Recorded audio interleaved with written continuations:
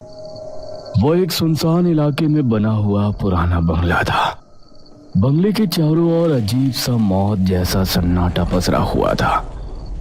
एक 25 वर्षीय युवक कमरे के अंदर गोल घेरा बनाए बैठा हुआ कुछ बड़बड़ा रहा था। कमरे में 0 वॉट का बल्ब जल रहा था और चारों ओर फर्श पर तंत्र मंत्र के सामान बिखरे हुए थे। उस युवक की हालत बहुत ही गंदी थी। अचानक उसके कानों में बंगले की डोरबेल की आवाज बढ़ी। उसने अचानक अपनी आंखें खोल दी।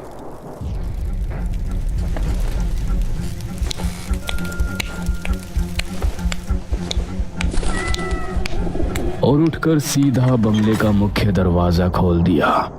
अरे यार सुमित, तेरी हालत देखकर ऐसा लग रहा है जैसे तू महीनों से नहाया नहीं है, और ये तूने अपनी क्या हालत बना रखी है।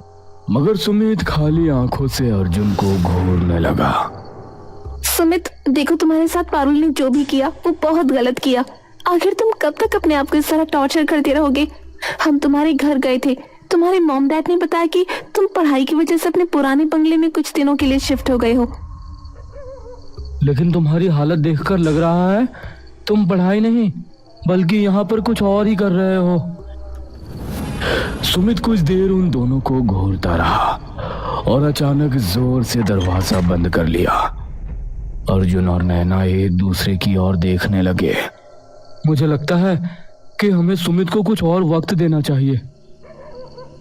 पागल हो गए हो तुम, उसकी हालत नहीं देख रहे। ऐसा लग रहा है जैसे उसकी मानसिक स्थिति ठीक नहीं है। मुझे लगता है कि हमें उसके घर वालों को इन्फॉर्म कर देना चाहिए। शायद तुम ठीक कह रही हो, चलो चलते हैं। अर्जुन नैना के साथ वहां से चला गया।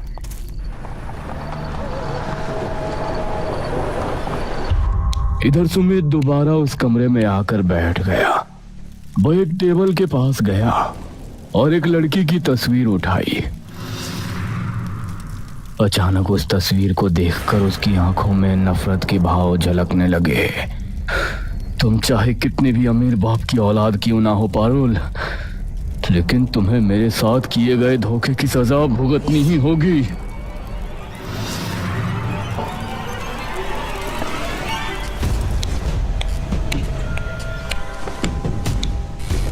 इतना कहकर सुमित सोफे पर बैठ गया। उसके बाल बिखरे हुए थे और वो पुरानी बातों के बारे में सोचने लगा जब वो एक नॉर्मल हंसमुख स्वभाव का लड़का हुआ करता था। कॉलेज के ग्राउंड में अर्जुन और नैना खड़े थे कि तभी एक बाइक वहां आकर रुकी। बाइक पर सुमित सवार था, जो अपनी बाइक की चाबी घुमाते हुए अर्जुन के पास आकर खड़ा हो गया। क्या हुआ, आज तुम दोनों ने क्लास नहीं ली? तुम तो जानते हो उस खड़ूस प्रोफेसर की क्लास आधे से ज्यादा स्टूडेंट मिस कर देते हैं। और हम ये भी जानते हैं कि तुम उसी क्लास को मिस करने के लिए कॉलेज लेट आए हो। नैना की बात सुनकर सुमित हंस पड़ा। नहीं, आज वजह कुछ और है। आज मैं टाइम पर आ रहा था, लेकिन मार्केट में अचानक मुझे पारुल दिख गई तो मैं उसे निहारने लगा। सुमित, तुम क्यों नहीं समझते कि पारुल एक बहुत बड़े बिजनेसमैन टाइकून की इकलौती बेटी है। वो तुम्हें तो क्या, कॉलेज के किसी भी लड़के को घास नहीं डालती।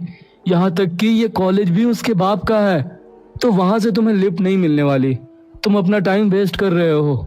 ये सुनकर सुमित मुस्कुराया और अपनी जेब से एक कार्ड निकाल कर दिखाया। ये इनविटेशन कार्ड है। तरुण ने अपने घर पर एक छोटी सी पार्टी रखी है, उसमें पारुल को भी इनवाइट किया है।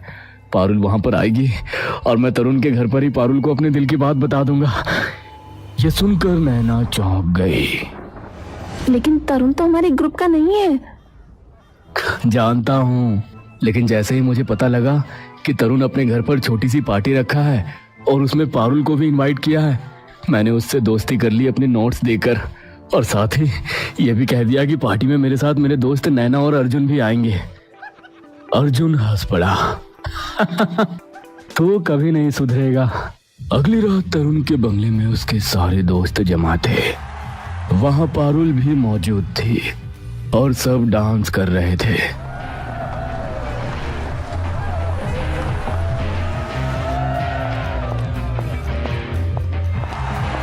तभी अर्जुन अपने दोस्तों के साथ वहां पहुंचा। मेरे दोस्त, मुझे यकीन था कि तुम जरूर आओगे। लिसन माय ऑल फ्रेंड्स, ये है मेरे नए दोस्त सुमित, जिसने मुझे एग्जाम के लिए अपने सारे नोट्स दिए हैं।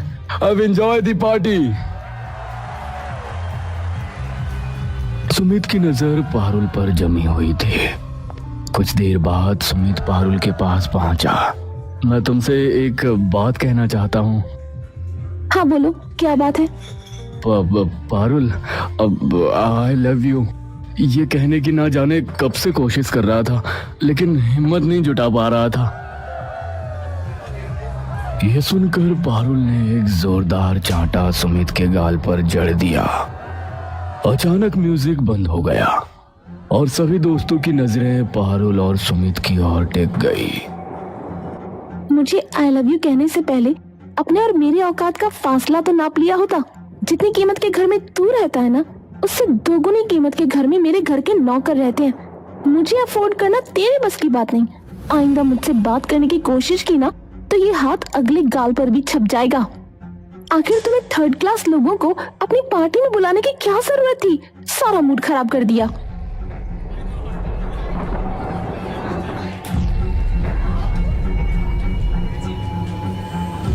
तरुण गुस्से से सुमित की ओर देखने लगा।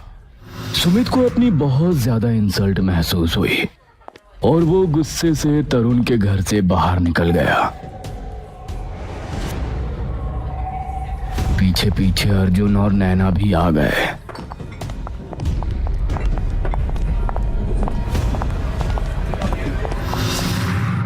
सुमित, मुझे पहले से ही पता था कि ऐसा ही कुछ होगा, इसलिए मैं तुझे मना कर रहा था। अगर वो बड़े बाप की औलाद है तो क्या सबके सामने चाटा मार देगी? मैं उसका ऐसा हाल करूंगा कि आइंदा कोई लड़की किसी का दिल तोड़ने से पहले 100 बार सोचेगी। तू पागल हो गया है? वो सच में एक बिजनेस टाइकून की बेटी है, तो उसका कुछ नहीं बिगाड़ सकता। अरे इस स्टेट का चीफ मिनिस्टर भी उसके फादर से मिलने के लिए अपॉइंटमेंट लेकर आता है।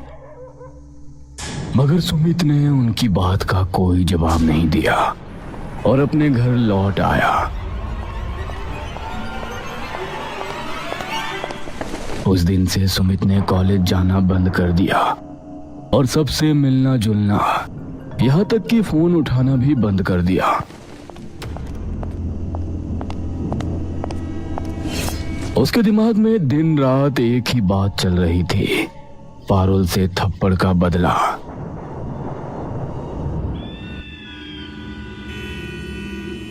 एक दिन सुमित लैपटॉप में कुछ देख रहा था कि तभी उसकी नजर एक वीडियो पर पड़ी, कर्ण पिशाचनी। सुमित ने तुरंत वो वीडियो ओपन किया और कर्ण पिशाचनी के बारे में गौर से सुनने लगा। कर्ण पिशाचनी को जिसने सिद्ध कर लिया वो अपने मन की सारी इच्छाएं पूरी कर सकता है। कर्ण पिशाचनी केवल सिद्ध करने वालों को ही दिखाई देती है और उसकी हर इच्छा पूरी करती है, यहाँ तक कि वो आपकी जीवन संगिनी की तरह आपका साथ देगी, आपकी हर बात मानेगी। लेकिन इसे सिद्ध करना आसान नहीं है। पुष्कर घाट में सैकड़ों ऐसे अघोरी हैं जिनके पास कर्ण पिशाचनी सिद्ध करने की प्राचीन किताबें और गुप्त ज्ञान है। यह सुनकर सुमित के दिमाग में एक नई योजना आ गई। उसने तुरंत अपना लैपटॉप बंद किया।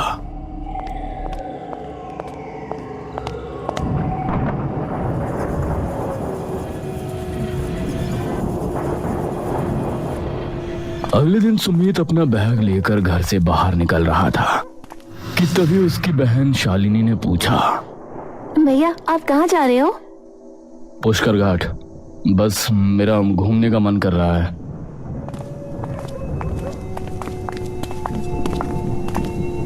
इतना कहकर सुमित अपनी कार लेकर निकल गया।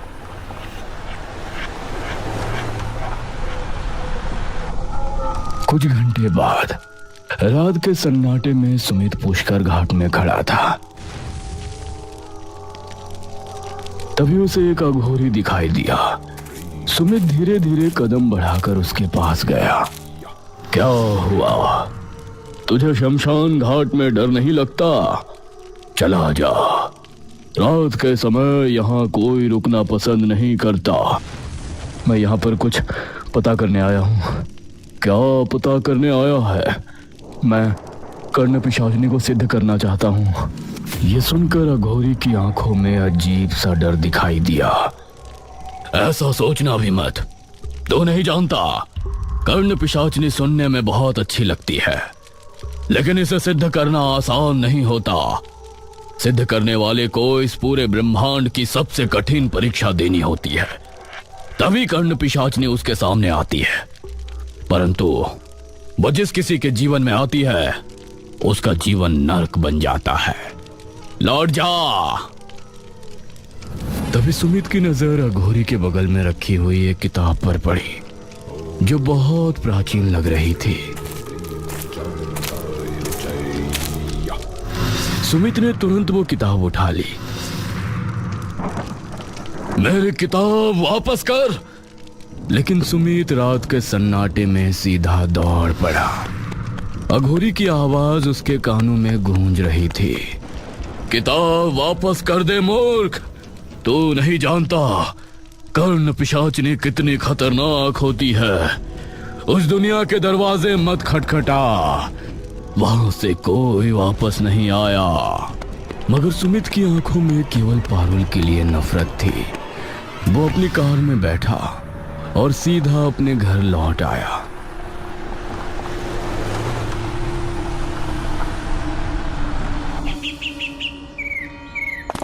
अगले दिन सुमित अपना बैग लेकर फिर निकल रहा था कि तभी उसके पिता ने पूछा, तुम कहाँ जा रहे हो?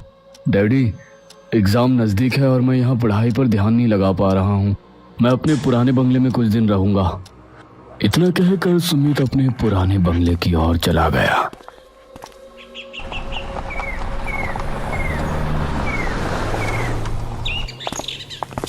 सुमित पुराने बंगले में पहुंच गया।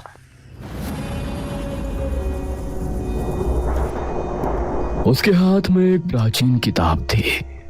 वो धीरे धीरे उसे खोलकर पढ़ने लगा। पन्नों पर लिखे शब्दों को वो ध्यान से समझने की कोशिश करने लगा। कुछ ही देर में सब कुछ उसके लिए स्पष्ट हो गया।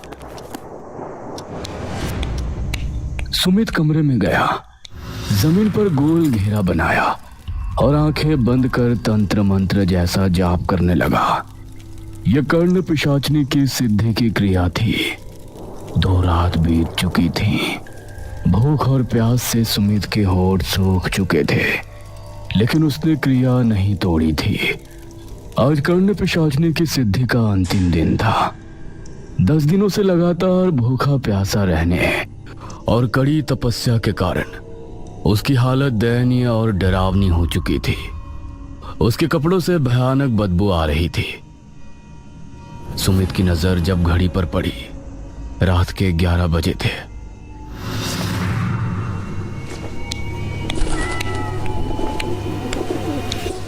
वो चुपचाप गोल घेरे में बैठ गया और तेज आवाज में मंत्र पढ़ने लगा। अचानक कमरे में अंधेरा छा गया। तभी कमरे में एक सफेद रोशनी से एक खूबसूरत सी औरत बाहर आई।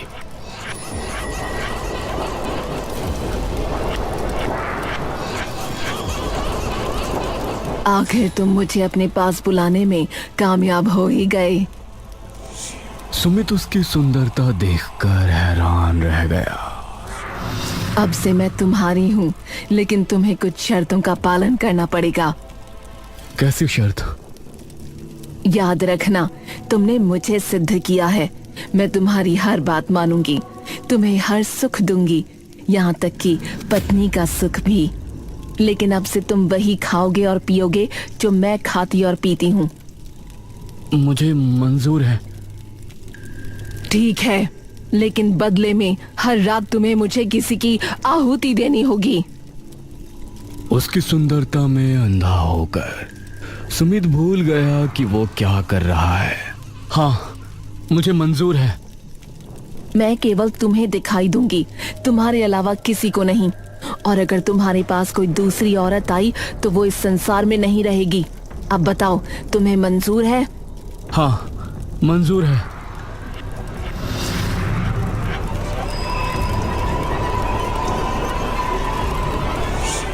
कर्ण पिशाचिनी अचानक उसके गले लग गई। सुमित के मन में अजीब सा तूफान उठने लगा, लेकिन उसने खुद को संभाल लिया। क्या हुआ? क्या तुम मुझे नहीं चाहते? चाहता हूं, पर उससे पहले तुम्हें मेरे लिए कुछ करना पड़ेगा। क्या?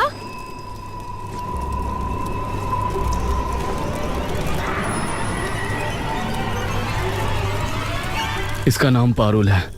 मैं चाहता हूं कि कल का सूरज ये ना देख पाए। ठीक है। ये कहकर वो गायब हो गई। उधर पारुल अपने बेडरूम में आईने के सामने बाल काट रही थी। अचानक उसे आईने में पीछे एक भयानक चेहरा दिखाई दिया। वो चौंकी और पीछे मुड़ी। वहां एक भयावह औरत खड़ी थी। कौन हो तुम? भयानक औरत ने बिना कुछ कहे उसकी तरफ डरावने तरीके से बढ़ने लगती है। पारुल की चीख पूरे बंगले में गूंज गई।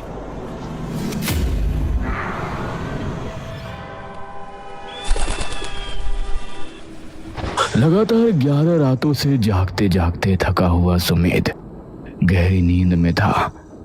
तभी एक मधुर आवाज उसके कानों में पड़ी। उठो सुमित। सुमित ने आंखें खोली। वो उसके सामने बैठी थी।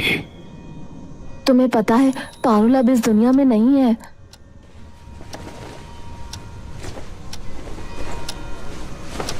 सुमित ने तुरंत टीवी ऑन कर दिया। Breaking news! इस शहर के मशहूर बिजनेस टाइकून की इकलौती बेटी पारुल अब नहीं रही। सुमित ने टीवी बंद किया और कर्ण पिशाचनी की ओर देखकर मुस्कुराया। वो उसके करीब आई और लिपट गई और सुमित उसकी आगोश में पूरी तरह से खो गया। कुछ देर बाद वह गहरी नींद में चला गया।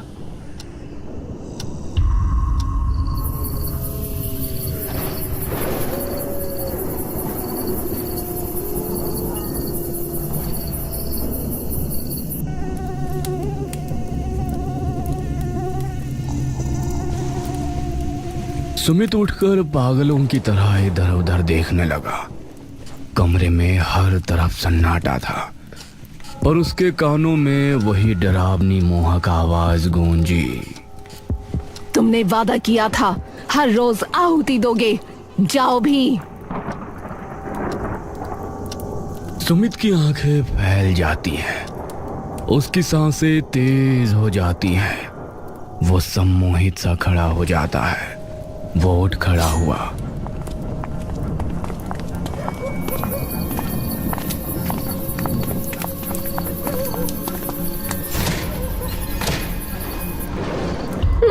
कौन है?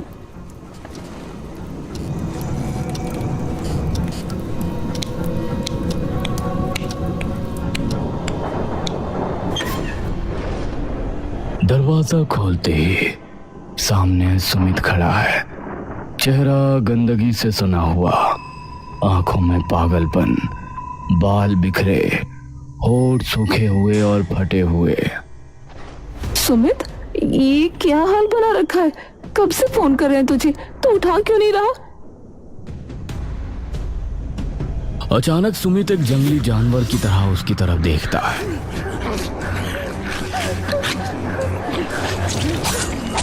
कैलाशनाथ घबरा कर उठते हैं।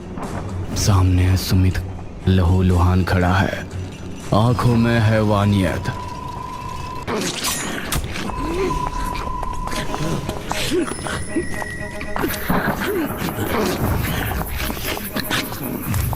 सुमित एक बैग लेकर कमरे में आता है, उसे बेड पर फेंक देता है। धीरे धीरे एक सुंदर स्त्री प्रकट होती है, वही कर्ण पिशाचिनी।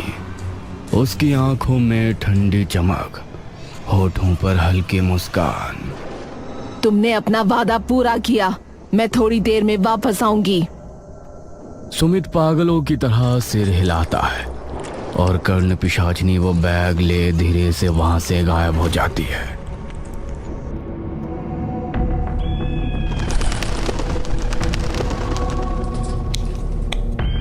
अगली सुबह शालिनी कमरे में घुसती है और सामने का मंजर देखकर वो चीख पड़ती है।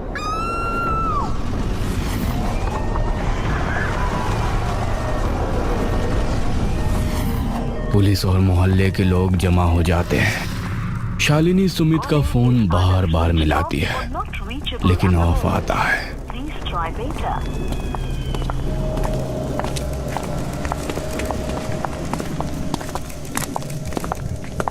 ये सब कैसे हुआ?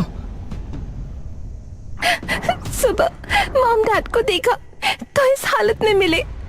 पता नहीं किसने ये किया और सुमित भैया फोन भी नहीं उठा रहे। मुझे लगता है हमें सुमित के पुराने बंगले में जाना होगा।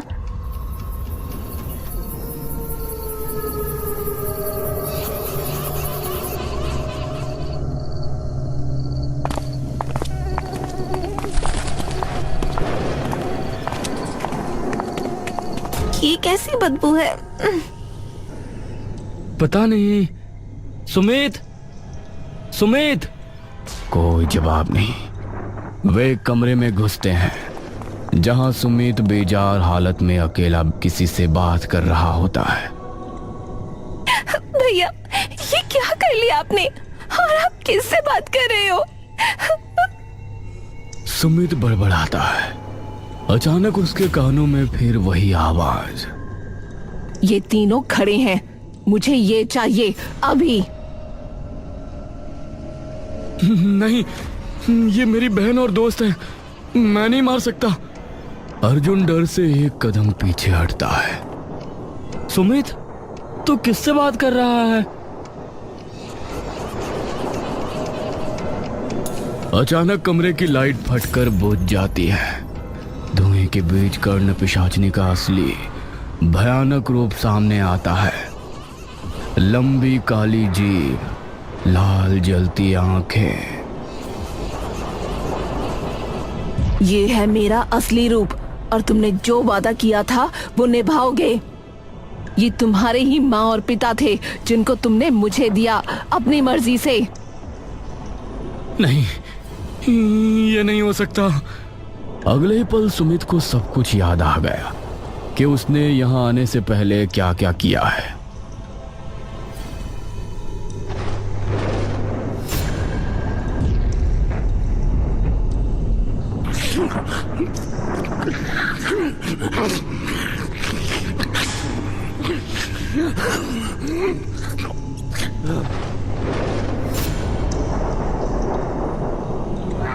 हाँ, ऐसा ही हुआ है।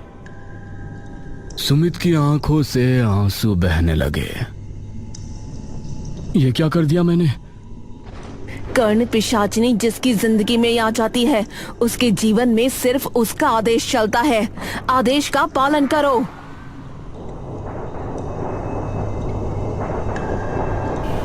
अगले ही पल सुमित फिर से सम्मोहित अवस्था में आ गया।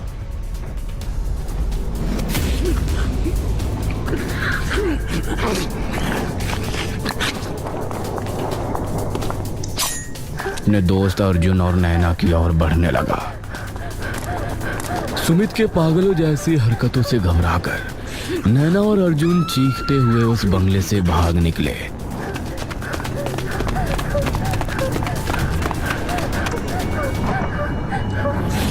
वे चिल्लाते हुए घने जंगल की ओर दौड़े।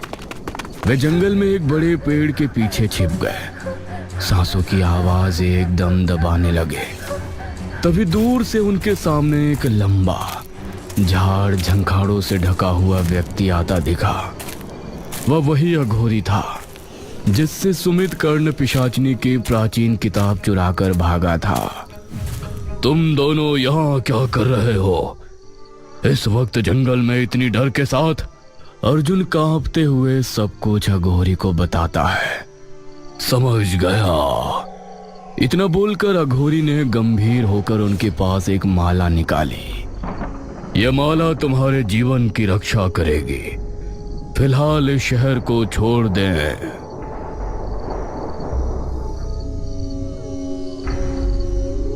हम ऐसा करेंगे।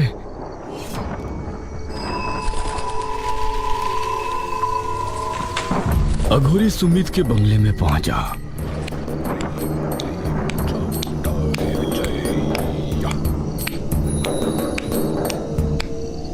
और एक भयावह दृश्य देखा। सुमित का शरीर सूखा, बेजान और उसकी आंखें लाल।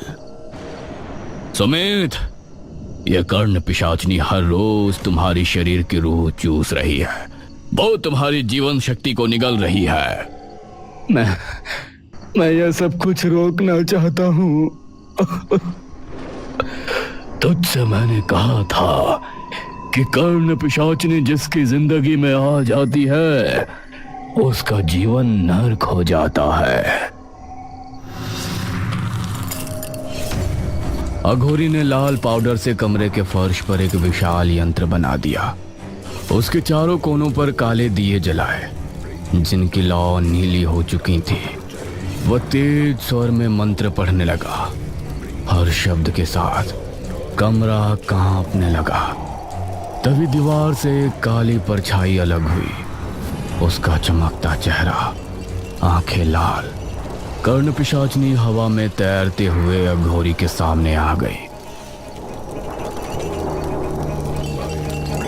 अघोरी, सुमित अब मेरा है। नहीं, तेरी प्यास ने उसे अधमरा कर दिया है। अब लौट जा। पिशाचनी ने कान फाड़ चीख मारी। कमरे की खिड़कियां फट पड़ी, दिए बुझने लगे। लेकिन अघोरी ने मंत्र और तेज कर दिए। पिशाचनी ने अपनी लंबी सांप जैसी जीभ अघोरी की ओर बढ़ाई, लेकिन त्रिशूल की नोक से टकराते ही वो पीछे हट गई।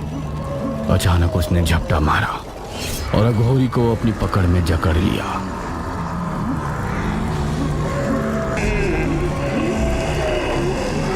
ओम क्लीं कालिकाय नमः।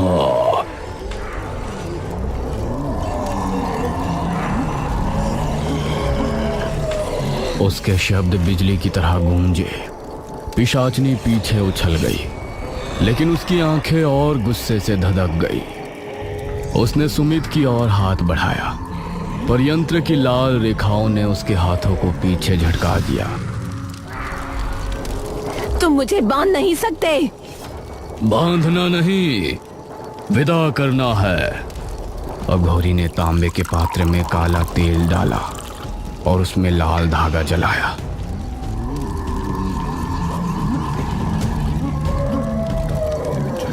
धुएं का एक बवंडर उठा और सीधे पिशाचनी की ओर घेरने लगा।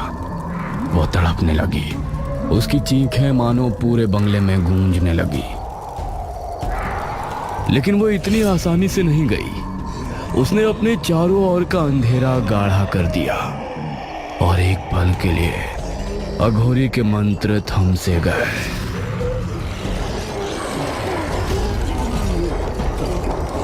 जैसे ही मंत्र गूंजा, यंत्र से उठी अग्नि ने पिशाचनी के पूरे अस्तित्व को धुंधला कर दिया और वो धुएं के भंवर में समा गई। कमरे में अब सिर्फ सन्नाटा था। अघोरी पसीने में भीगा पड़ा था, लेकिन उसकी आंखें शांत थी। सुमित रो रहा था। उसकी सांसें टूट टूट कर आ रही थी। मैंने अपने ही माता पिता और बहन को मार दिया। मैं अकेला रह गया। पाप का प्रायश्चित कठिन है और तेरे हिस्से में अब सिर्फ एकांत है। अघोरी बिना कुछ और कहे चला गया।